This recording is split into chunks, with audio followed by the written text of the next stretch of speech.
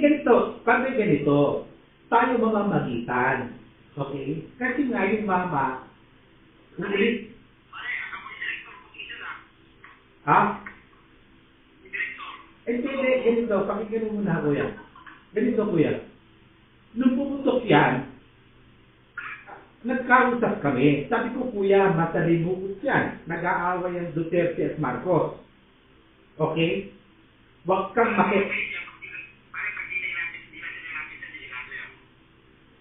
kaya nga ganito, padre.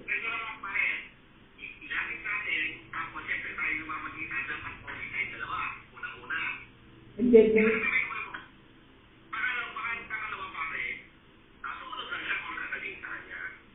yung kuya, padre, no? Naiintindihan ko yun. Kaya uulitin ko, padre, yung mama, hindi niya ginusto ang sitwasyon niya. Hindi niya ginusto, padre. Never.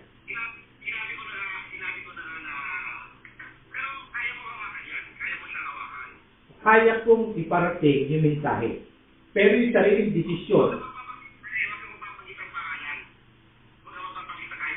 Kaya nga. Ibig sabihin, padre, padre, marunong tayong mawak ng informasyon. Ang sinasabi ko, padre, kung ano magiging desisyon niya, sa kanya yun, padre, di ba? Kahit kabubuti niya yun.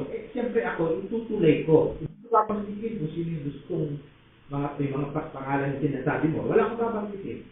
Ang sinasabi ko, yung solusyon, remedyo, or what, siya magdidesisyon sa sarili niya. Padre, di ba?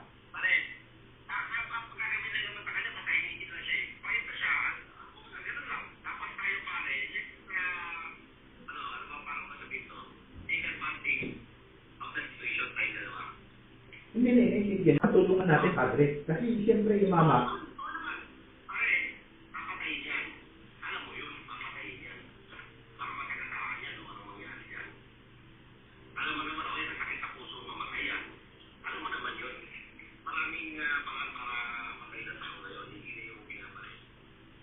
Sige, padre. Ganun na muna.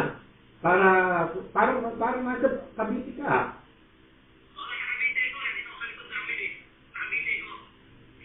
Padre, ano nga, pipintas ha? Pipintas.